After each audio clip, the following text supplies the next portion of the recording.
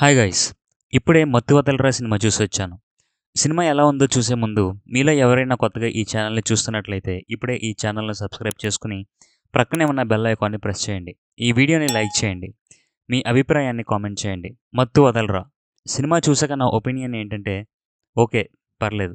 Story పరంగా కొత్తగా ఏం లేదు. బట్ కాసేపు సరదాగా నవ్వుకోవచ్చు.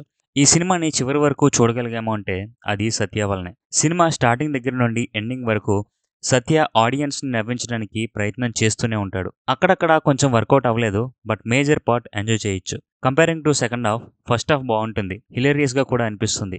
కొంచెం ఇంట్రెస్టింగ్‌గా వెళ్తుంది. ఇంటర్వెల్‌లో ఒక చిన్న ట్విస్ట్ ఉంటుంది. ఓకే. గుడ్. ఆ ట్విస్ట్‌తో ఫస్ట్ హాఫ్ ఒక మంచి నోట్‌లో ఎండ్ అవుతుంది. But coming to the second half, ఇంటర్వెల్‌లో వచ్చిన ట్విస్ట్‌ని సాల్వ్ చేయడంతో సినిమా స్టార్ట్ అవుతుంది.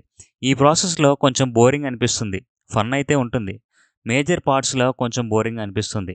గుడ్ థింగ్ ఏంటంటే సినిమా చూస్తున్నంత సేపు ఎలాంటి సాంగ్స్ డిస్టర్బ్ చేయవు. అండ్ సినిమా క్లైమాక్స్‌లో ఒక చిన్న సర్ప్రైజ్ ఉంది. ఐ థింక్ సీక్వెల్ కోసం ఆ సర్ప్రైజ్‌ని ఓపెన్ చేసి ఉంచారు అనిపించింది. మ్యూజిక్ బావుంటుంది. ఎడిటింగ్ అయితే రెగ్యులర్ మూవీ ఎడిటింగ్‌లా ఉండదు. ఫస్ట్ పార్ట్ ఎలా అయితే ఎడిటింగ్ కొత్తగా ఉంటుందో, ఈ పార్ట్ కూడా ఎడిటింగ్‌ని అలానే చేశారు. బాగుంది. యాక్టర్స్ అందరూ బాగా యాక్ట్ చేశారు.